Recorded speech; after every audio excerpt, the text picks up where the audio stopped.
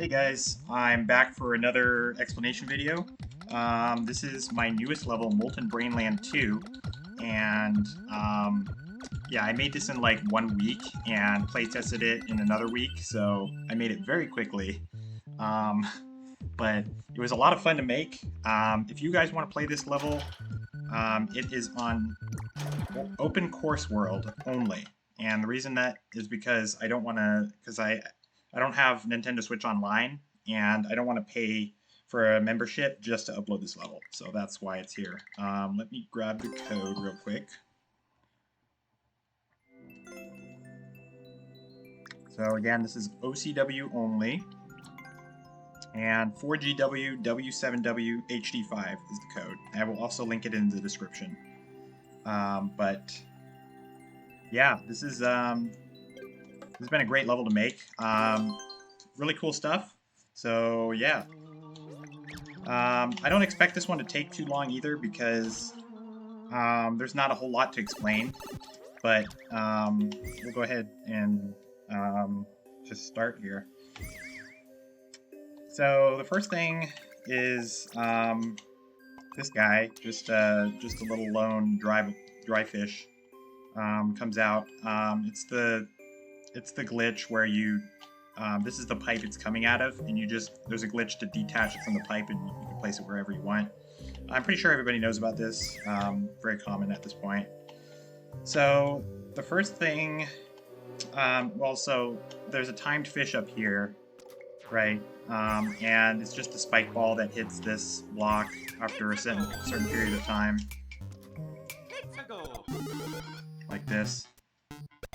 And the fish kind of follows the 1-ups down, so if anybody was like, I don't know, jumping around here, seeing what was going on with these 1-ups, then they might jump into the fish and it's supposed to be like, well, the fish, or the 1-ups are on tracks, but the fish isn't, so, get trolled, so, kind of a funny troll. And then, okay, so a lot of people didn't understand what this setup was, and that's, well, I shouldn't say a lot because hardly anybody's played this yet, but from what I've seen so far, most people, what they did right away was go up here and then just kind of jump and avoid pretty much everything in this room. What I'm trying to get people to do is jump up here first, and then you hit this and realize, oh crap, well I just trapped the shell up there. So next time when they go, they'll just accidentally put on the shell. Whoops. So yeah, kind of a little twice-twicey sort of troll. Kind of a cool one, but yeah, not a lot of people, from what I've seen, have fallen for it so far. I've tried to make this like really, really alluring and like, I don't know, just fun for the player to, like, I don't know, like, really be curious about this, as opposed to the shell first. So I don't know. We'll see how it goes for the rest of the playthroughs, but yeah. And the next troll is just this boot that comes out. Yeah, so I don't really need to explain a whole lot here. There is the classic bridge that is offset to hold the shell in place. That's a glitch. Yeah, so it's pretty cool, and then obviously there's a block behind this to prevent it from coming down if you hit this block first. So yeah, not a lot here. Kaizo block detector here. That's about it. Yeah, pretty basic stuff. Yeah, so for this room, also very basic. We got our progressive power-up setup here that pushes the thwomp out of the way if you don't collect Link. And they're supposed to look at this setup and think, you know what, I'm not going to do anything. That's what they want me to do. I'm just going to go in the door and avoid doing that, whatever the heck that is. So, interestingly enough, when you put a muncher in here, it actually does clip through. And I kind of set it up this way to make it look like that setup. Damn. So yeah, that's what happens. It's very weird, but yeah, it's a reverse psychology troll. Or, I guess not reverse, but, like, just a psychological troll. To get them to be very suspicious about that. So, and then, yeah, so basically the bomb will blow up when you try to ground pound this, with Link. And I guess also a lot of people just liked to jump first, before actually ground pounding, just to like test the waters for whatever reason, and it didn't really work out the way I intended it, but still kind of, I don't know, it's just like the whole bomb blowing up in your face thing is kind of funny. So, then we have this. So this setup here is basically just only activated when the P-switch activates. So when the P-switch activates, this releases the bomb down here, and then sets up the trigger mechanism for this guy to cause this bomb to explode, which then this coin will land on the note block to spawn the P-switch out of here. And this is a coin block because the P-switch is active. So, yeah. The reason it's set up like this down here with POWs is because there's no other good way to get them to ground pound other than through POWs, because, you know, if you have a switch here, they can just hit it all they like, and it would mess up the rest of the room pretty thoroughly, and I don't want that, so I have to put these on-off blocks. And also there's 2 POWs because they can just bomb through, like it can't be like this either, because they can just put another bomb right up here and break the whole room again, if they really wanted to. So this is really annoying. It's very annoying to de-cheese Link, but that's what I ended up going with. Yeah. So for this troll here, very straightforward. It's basically, so yeah, I mean, when you activate this skull platform, the launcher will move, and then this bomb, which is settled between this offset block and the cannon, will explode and then hit the switch and then make you fall off of the platform. So it's kind of a funny little troll. And after that, we got a little positional detector here that will come down and break this block, which will then explode this bomb and then drop this point because the P-switch will still be active. And that will drop this muncher, which ideally they will be holding right into the pipe, and the muncher will trap them underneath the pipe here. So that's all that is. Pretty straightforward room, not a whole lot going on here. Let's go on the door. Alright, CP1 room. This is where it gets interesting. I wonder if I should explain this now or later. So, yeah, I'll just explain it now. So, the first time you come in, nothing happens because you're on the red state. When you come in through this door, you're on the blue state, and then these spike balls spawn. And basically, we got this launcher on the broken track that will teleport all these spike balls, and what these spike balls will do is hit all of these note blocks. And by overloading, I can't remember the exact number, I know Wilfred knows it, but by overloading the entities, the checkpoint will not spawn. And it is set up specifically, I mean, it has to be a fast scroll too. It can't be normal or slow for this particular setup. So I chose a fast setup, and yeah, the checkpoint just spawns when you spawn in from this room under a fast scroll stop and with this exact timing. So it's pretty cool. But yeah, that's just how the game works. It's very stupid, unsurprisingly.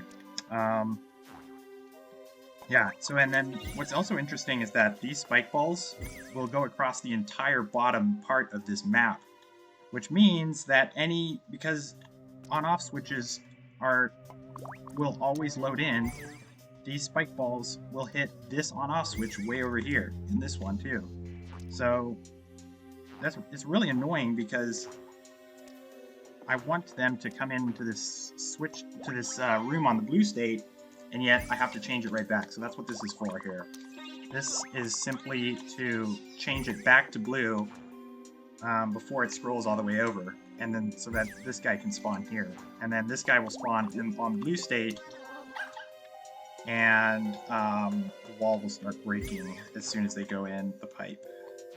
So yeah, that's about it. It's very simple. This mole is here just to provide the Wii sound effect music when they come out of the pipe.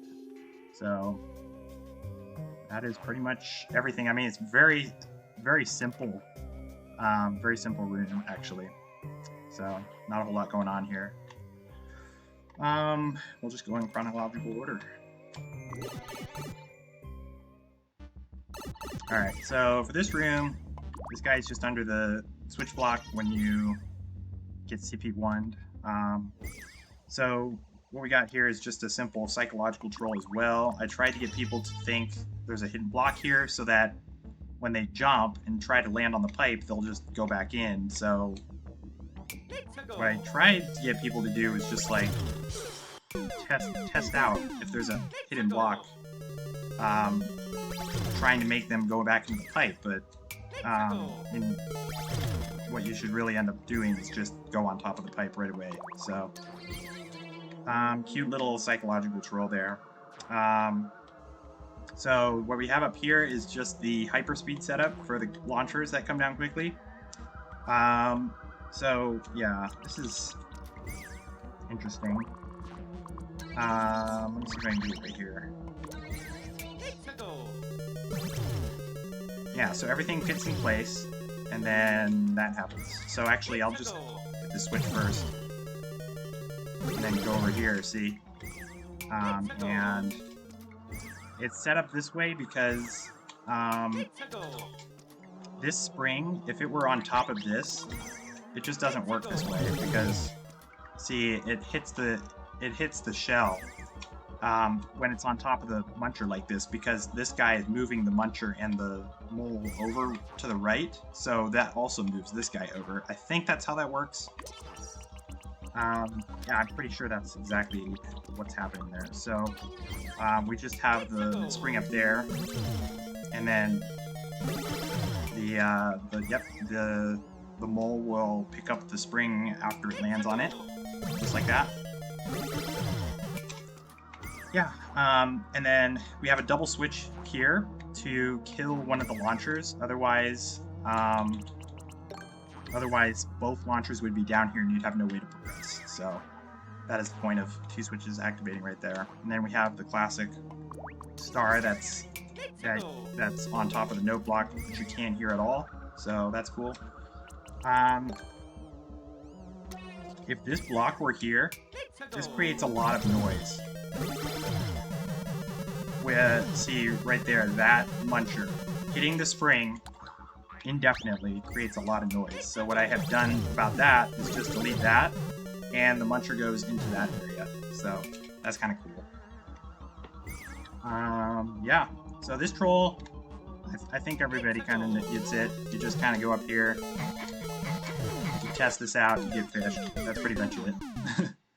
So this troll is really funny. I'm very happy with this one. It's very simple, but it's very effective. Yeah, so you think, well, I gotta go early. I gotta go quickly because this big mushroom is about to block me off, but nope, you gotta actually run away. Exact opposite of what you think you should do at this part. So I like this troll a lot. I'm very proud of it. And then the next troll I'm also proud of, which is just another mushroom troll that just comes in. So yeah, after you go a certain distance, you will scroll in this guy on the broken track here, and I think, yeah, so it stops right here. So for spike balls, they will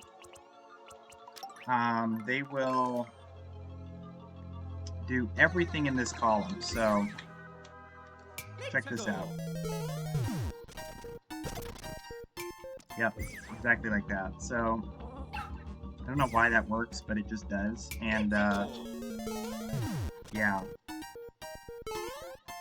Oh, and it's broken because I undid. So oh well. Yeah, so this section was tough because it's hard to get people to go really fast right here. So what I ended up doing was just making a separate um, troll that if they try to go slow, this wiggler will block them. Um, and that ended up working out, I think, pretty well. But yeah, you have to go fast here. This is a very tight P-switch section. And then if they go over here, they get the third mushroom. So it's kind of a funny triple troll that I thought of. Yeah. This part is just a simple fling setup. I'm sure everybody's seen this at this point, but yeah, you just got a bomb in here. And the hidden block detector over here. And Marble actually helped me to save one entity here, because I am, as you can see, completely out of entities in this section, in this subworld, so I needed quite a bit for this. Yeah, you just have a bomb in here. This works pretty much exactly how you think. Oh, except that the spike ball would be rolling this way, so it would hit this block instead, so... oh, by the way, I forgot to mention, the reason this launcher is here is like this is actually to prevent this position detector from activating, because otherwise, if this launcher weren't here, let's just say it was like this instead, then right out of the pipe, that guy will just go crazy. So, and it's because you're on this exact column that the mole is on. So by moving the mole over one, like just a few pixels, you can prevent this setup from happening, or this thing from happening. And then only after you go a little bit to the right of this column will the mole activate. So that's why it's set up like this. And that is exactly the same as this setup right here, because, and the reason I have it like this is because if they hit this Kaizo block, I don't want them seeing this spring just yet. So what I ended up doing was just moving the mole over, so that yeah, so that only when they get to about this position right here will the mole activate, and the entire time they're going down this pit, the mole will not activate. So that's perfect. That's exactly what I wanted. Yeah. This right here is the vertical detector. So after you go down a certain point, let's just say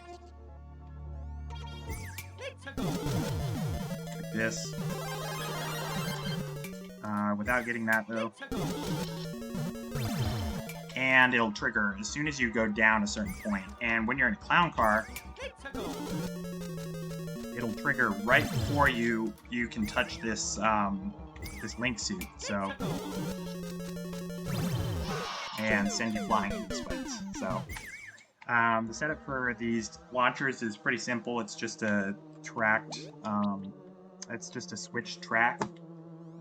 This guy is on this track initially, and then when it switches, it'll all set up. So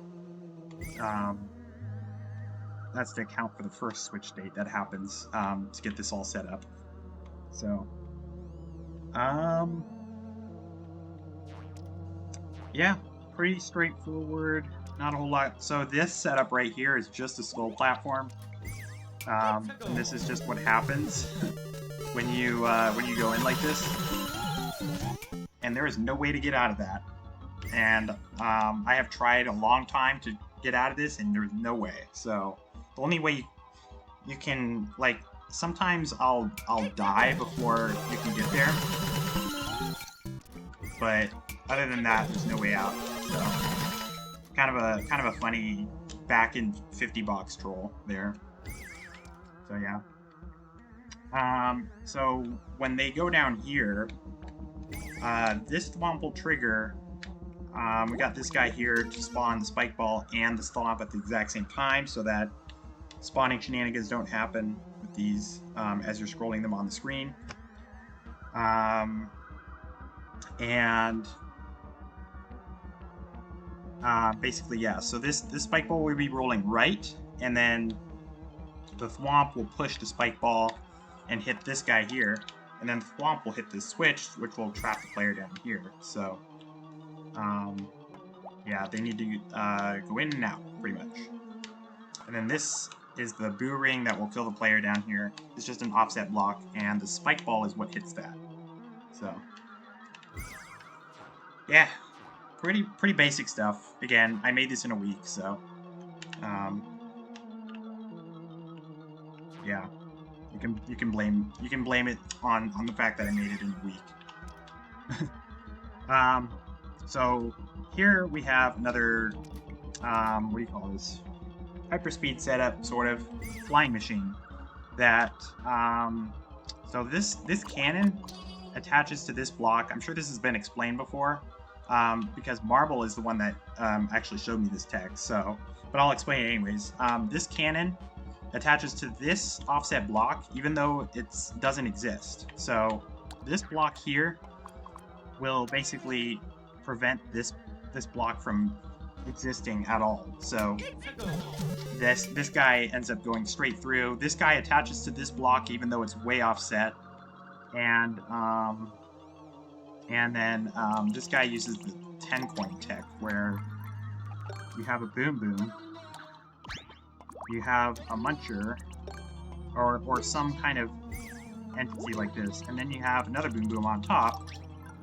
And all you do is take a 10 coin, give it some wings, and put it under there. And you've got a very strange little offset muncher here.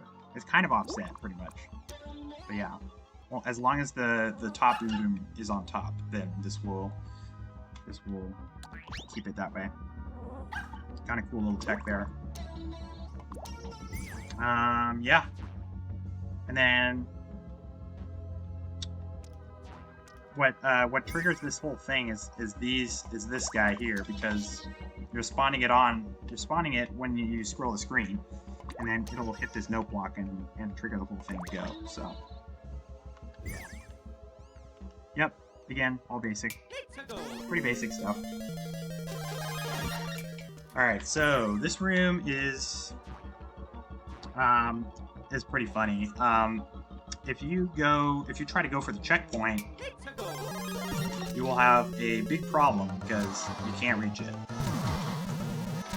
And then the wall blows up. So, what's happening there is just this POW that's attached to this claw over here. So,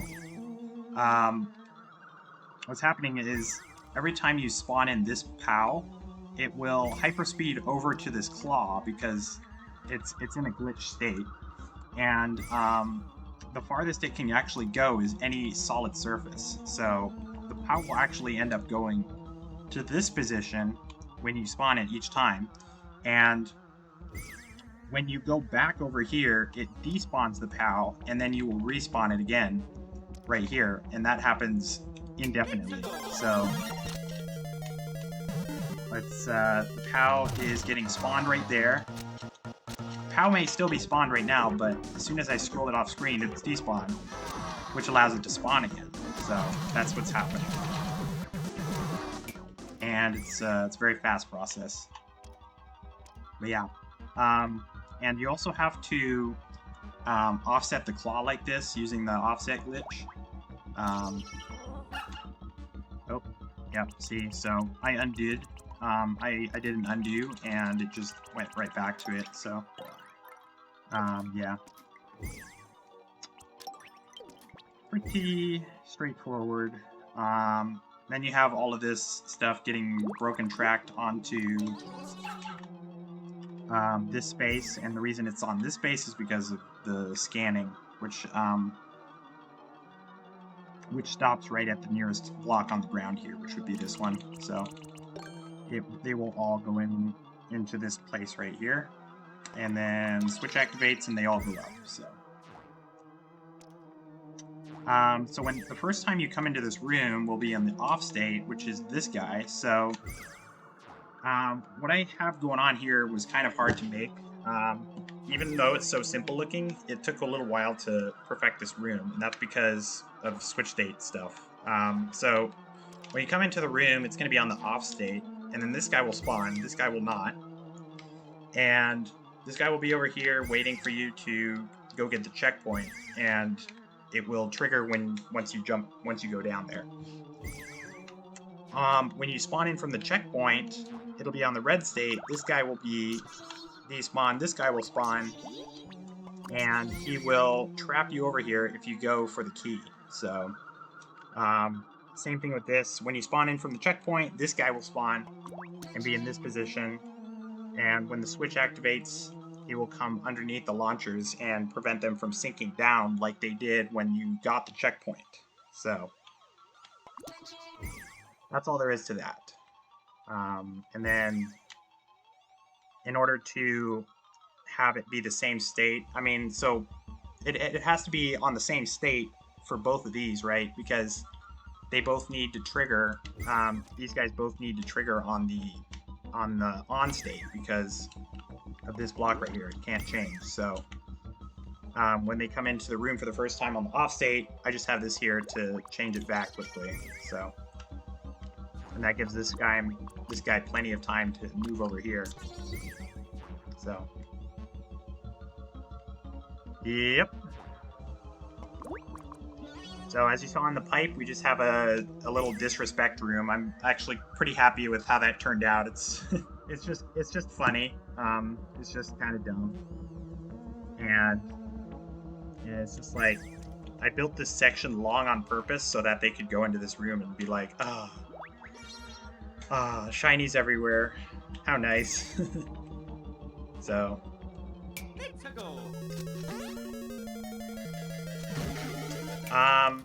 This is kind of cool.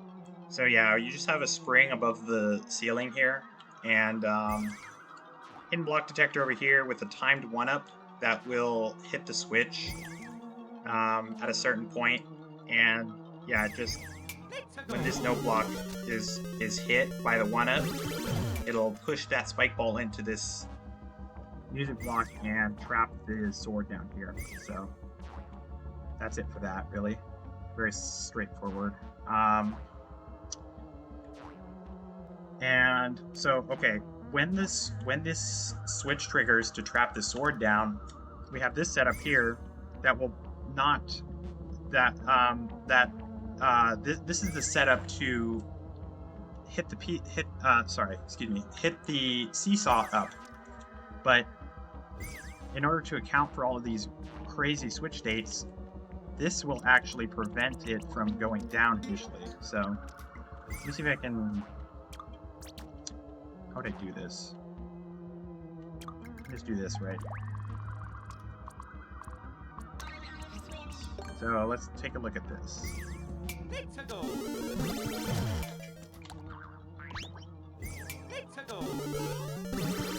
There you go. So the muncher will not go down on the first two switch states due to this setup. So when it does go down, that's when you hit this switch right here with Link. And then this guy will come down here and position itself for the seesaw activation. So what happens here is that when you throw the bomb, I have here a semi-solid to prevent anything from happening on these two blocks, but when you throw a bomb on these on this side of the seesaw, it moves it like, I don't know, 1 subpixel, but that's enough to make this spring bounce the muncher to the right. And you'll notice that the switch doesn't actually trigger until after the muncher lands on that side. So let me show you.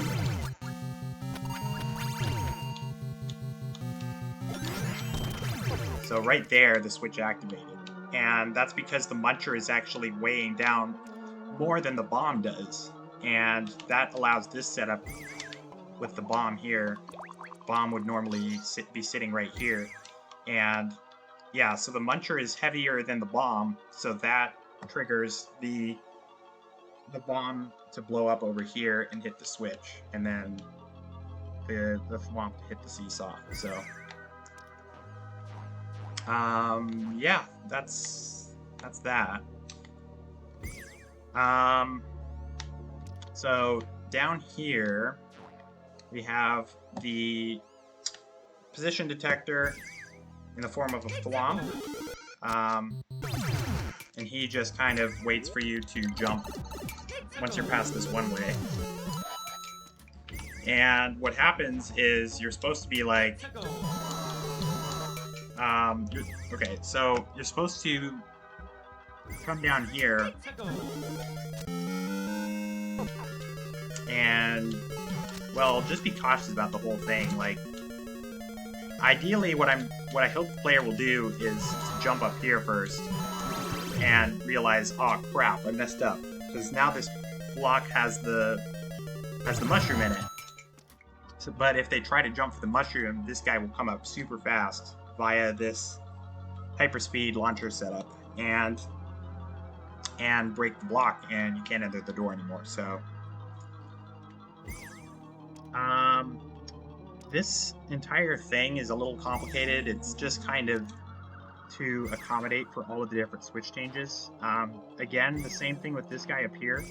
This first conveyor will, I believe it will not do anything to this mushroom until you hit it with the link. Then it will go over here and wait right here for the next switch change, which is this guy right here. And once that happens, it will go up here and start hitting this note block and basically just pushing these launchers into position for the hyperspeed. So it's your typical hyperspeed setup, just with a lot of accommodating factors with the switch changes in this room. So yeah, that's about it. If you're wondering why I have it look like this, it's because I mean, yeah, obviously this big mushroom can't spawn here, but at the same time, I think that most players won't realize that, and will hit these blocks first because they'll think that I'm actually telling the truth, and I don't think they will think that far ahead. Is my thinking, and I hope I'm right. I haven't play tested this a lot yet, but I really hope people fall for this one, and because I think most people who will sniff this out will be like, there's no way a mushroom can be in that block because it can't spawn. And I think most of those people will be makers. So I'm hoping that the streamers will think that. So that's my reasoning behind that.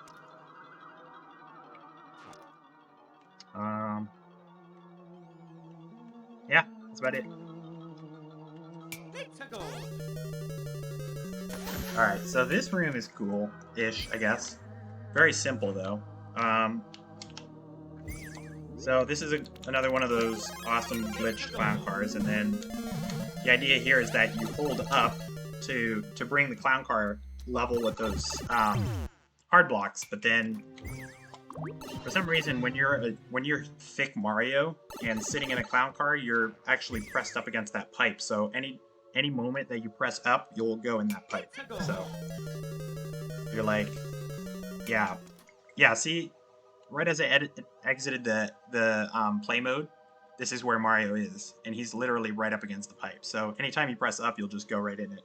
So, and then what you're supposed to do is just come over here. The switch will activate, and then, yeah, you've seen the rest, I think.